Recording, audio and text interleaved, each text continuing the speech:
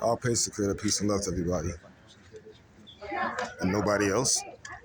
So, oh man, you can't even see my face for all this. Let's go here. Yeah, that's better. All right, now y'all can see me. You might hear a lot of folks talking in the background because they're having a conversation. But anyhow, I'm gonna do a lesson today on how men biblically to cheat women, but I'm gonna compare it to today's time and today's women that we're dealing with. Um, the reason I say that is because I had a conversation with my wife. We've had a good conversation, and what I'm realizing is that men, we're used to our dads, and our dads were like stern on it. It's got to be like this, and the greatest said this. And I get that because we had tough dads who didn't talk much, but made sure food was on the table and then played no games and had no toleration for no mess and were very, very strict and rough and rugged. I come from that background. My dad was like that. That's how I end up being, just like the rest of everybody, the rest of the men, the rest of the teachers. That's how y'all are. And y'all have a habit to nitpick if you see somebody doing it wrong, especially if they're dealing with you, or I notice even if they're on your land, sometimes you can have a habit to nitpick, to think, oh no, man, we're all gonna die because you ate freaking, the wrong piece of food. Oh, you're cursing everybody because you got the music on. Oh no, man, earthquake's gonna happen right now because you're arguing. What we have to learn to do is we got to learn how to be peacemakers. All the liberal leaders were peacemakers. Um, and what I noticed, if you read to some of the prophets, the best prophets, when they're going to get people to listen, instead of argue with them, they walk off into the mountains and they go talk to the Creator instead of going back and forth with them. And when they came back, the Creator had dealt with the people. They didn't have to deal with the people. They let the Creator deal with them, and the Creator either get them right or straight punish them. And this way, nobody could yell at the leaders, yell at the teachers, because the teachers had nothing to do with it. They just simply, when they see wrong, they go to the mountains and talk to the Creator and say, hey, Creator, I'm not telling you this. You know they wrong. I told them to stop. They wrong. Let me just leave it alone. And you got to deal with it. And that's what you pretty much see in the books.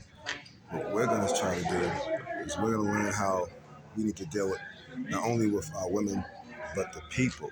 And that we have to gain some type of understanding from the people to understand their point of view, where they come from.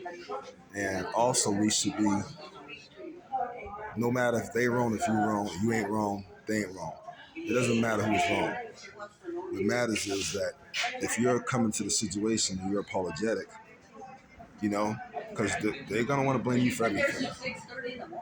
They're going to want to blame for everything. Even when it's not your fault, they're going to blame for everything. If it is your fault, some of it's not your full fault. Like Tana says, still going to blame you. If it is your fault, they're really going to blame you. All right? Sometimes they'll gain up on you. What we have to do is learn how to be peacemakers and come to situations saying, I'm sorry, but look, this is not right, that's not right. We need to get this together or we are all going to be punished. We need to stop this or we are going to be punished. People have a tendency of holding grudges. We can't have the same tendency of holding grudges. We have to not hold a grudge. If our people hold a grudge, that's on them. We're not supposed to follow suit with that. A lot of people hate and can't stand the teachers. They do it without realizing it. This is fact. You are to take that with a grain of salt. Let the Creator fight your battles. And try to talk to them peacefully. Find a revolution. Let's find an answer to the question to get everybody on the same page. If we don't do that, then how can we be successful? Our people have to get their mind on, let's get the work done, let's build. It's our job also to get them on that mind. We have to do that by doing the work ourselves. Um, Now, I've been good at doing the work myself, and some folks follow suit. Some folks may not want to do the work. That's something you can't help. But I have known and found out that there are a lot of teachers on different lands who want to do the work, but they won't get up to do the work themselves, and that's not fair to the people. You